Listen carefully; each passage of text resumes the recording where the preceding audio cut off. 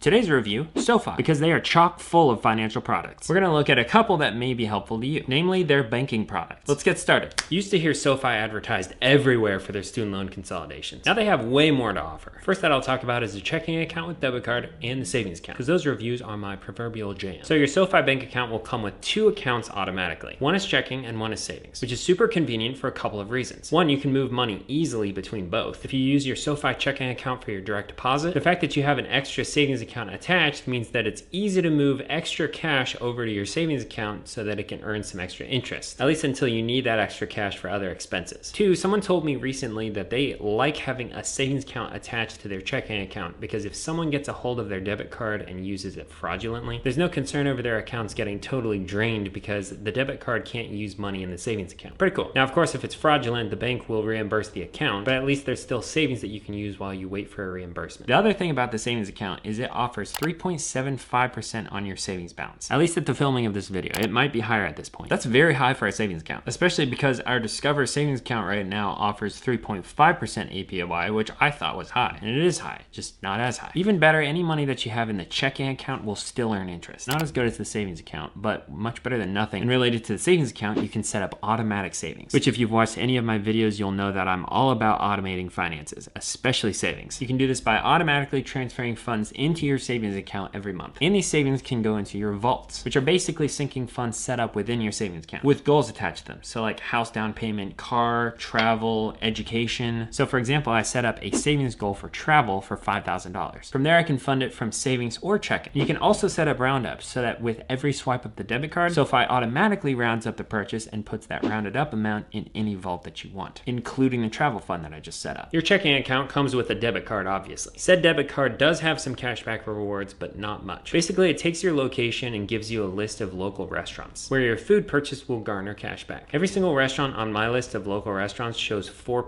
cashback. Having said that, I would never get this account or debit card only for the cashback. It's very much an afterthought and more so of a, if you happen to eat at this restaurant and use your SoFi debit card, then you might get $1 or $2 back. Now, in regards to the debit card, you can add it to your Apple Wallet or Google Wallet, and you can freeze the card and reset the PIN in the app if you want. What you can't do is look at the full digits of the card in the app, which is kind of mind-blowing. Most of these types of accounts have that ability so that you don't have to have the physical debit card with you if you're inputting the numbers for an online purchase or whatever. My guess is this may be for security so they have to deal with less fraud, but it's still less convenient for the user. Oh my word, just laying stupid stink bug. Ugh.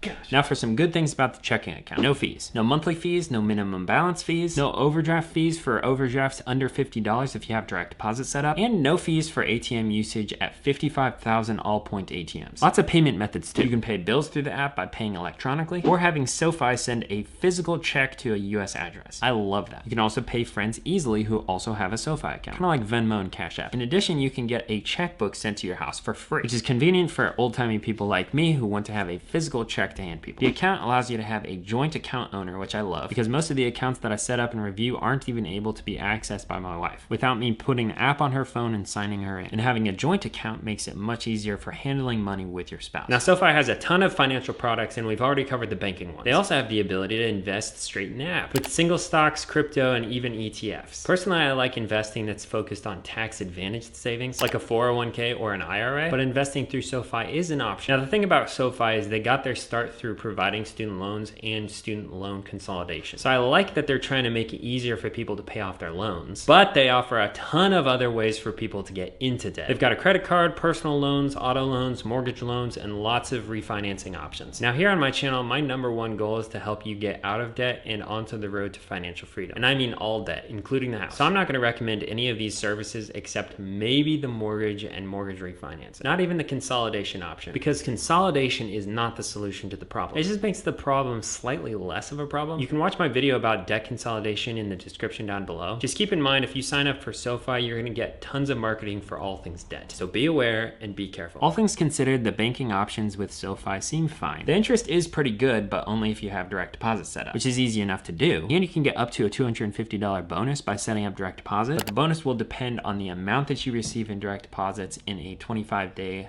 evaluation period. If you do decide to sign up, use my link in the description down below. And when you fund your account with $10 or more, you'll get $25 back. This is for a limited number of referrals, but the direct deposit bonus is available for anyone regardless of the signups, at least at the time of this video. All right, if you're interested in more fintech reviews, then subscribe for future content, look in the description down below for links, and watch this video next.